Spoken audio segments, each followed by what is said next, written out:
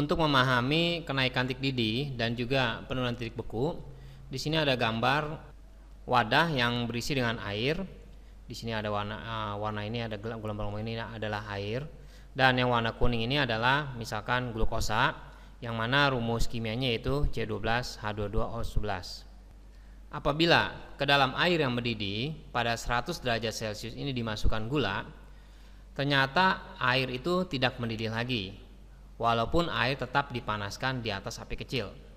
Nah, pertanyaannya, kenapa pada suhu yang tetap sama, yaitu 100 derajat Celcius, airnya tidak mendidih? Nah, bagaimana kejadiannya? Apa yang terjadi gitu dengan molekul-molekul air dan gula dalam larutan itu? Molekul-molekul gula itu ternyata menghambat molekul-molekul air yang akan meninggalkan permukaan larutan. Molekul air yang bergerak ke atas menjadi tidak leluasa, ya, karena dia terhalang oleh molekul-molekul gula. Tetapi nggak berapa lama kemudian, apabila kita melakukan percobaan, ternyata larutannya itu baru mendidih. Nah, termometer juga apabila kita ukur dengan termometer, dia menunjukkan suhunya naik di atas 100 derajat Celcius. Dan kalau kita tambahkan lagi, ya, beberapa gula di dalam larutan ini, maka larutannya tidak mendidih lagi, ya.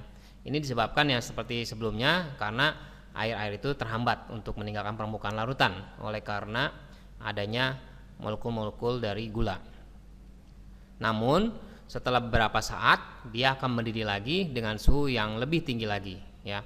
Jadi kenaikan titik didih makin besar kalau gula ditambahkan terus. Nah, bagaimana ini bisa terjadi? Karena gerakan-gerakan molekul air ini dihalangi oleh molekul-molekul gula, maka air memerlukan tambahan kalor atau panas untuk meningkatkan energi kinetiknya, ya. Oleh sebab itu, larutan gula harus terus dipanaskan. Nah, pada saat larutan mendidih, berarti molekul-molekul air telah berhasil mengatasi hambatannya dari molekul-molekul gula itu. Jadi, molekul-molekul air sudah berhasil melepaskan diri dari molekul-molekul gula yang ada yang mengelilingi molekul-molekul air itu. Nah, kenaikan titik didih itu disebabkan oleh penyerapan kalor oleh molekul-molekul air untuk meningkatkan energi kinetiknya. Ya, jadi molekul-molekul air itu menyerap kalor sehingga molekul-molekul air itu menjadi meningkat energi kinetiknya, dan karena semakin besar energi kinetiknya, maka dia berhasil untuk melepaskan diri yang mana akan meninggalkan permukaan larutan. Nah, otomatis dengan diserapnya sejumlah kalor oleh air, ya, maka suhu airnya menjadi naik. Nah, berarti larutannya itu suhunya juga naik. Kenaikan suhu larutan dari titik didih air hingga titik didih larutan, ya. Jadi maksudnya kenaikannya di mana suhu larutan itu naik dari titik didih air ke titik didih larutan, itu dikenal sebagai kenaikan titik didih larutan. Jadi kenaikan titik didih larutan ini berbanding lurus dengan jumlah zat yang dinyatakan dengan konsentrasi molal. Nah, makanya kita akan mendapatkan rumus delta TB, yaitu kenaikan titik didih itu rumusnya adalah molal dikalikan dengan KB, di mana KB ini artinya kenaikan titik didih molal, yaitu kenaikan titik didih molal untuk pelarutnya. Jadi KB di sini adalah, misalkan apabila di soal diketahui KB-nya adalah KB air, berarti dalam soal itu yaitu pelarutnya adalah air. Nah, apabila KB-nya adalah selain air, misalnya KB-nya adalah asam asetat, berarti yang sebagai pelarutnya yaitu asam asetat. Nah, bagaimana dengan penurunan titik beku larutan?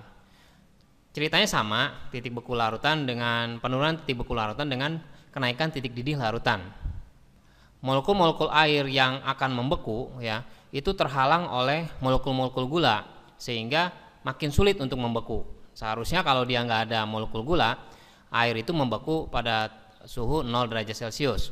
Tetapi karena dia ada zat lain yaitu gula, maka menyebabkan air-air itu sulit untuk membeku di 0 derajat. Sehingga titik bekunya itu makin turun.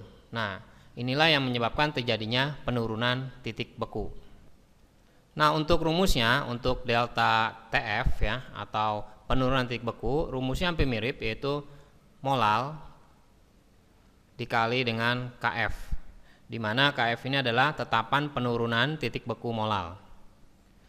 B di sini sebenarnya singkatan dari kata boil, dan F di sini yaitu freeze ya atau beku. Jadi boil ini didih dan freeze artinya beku.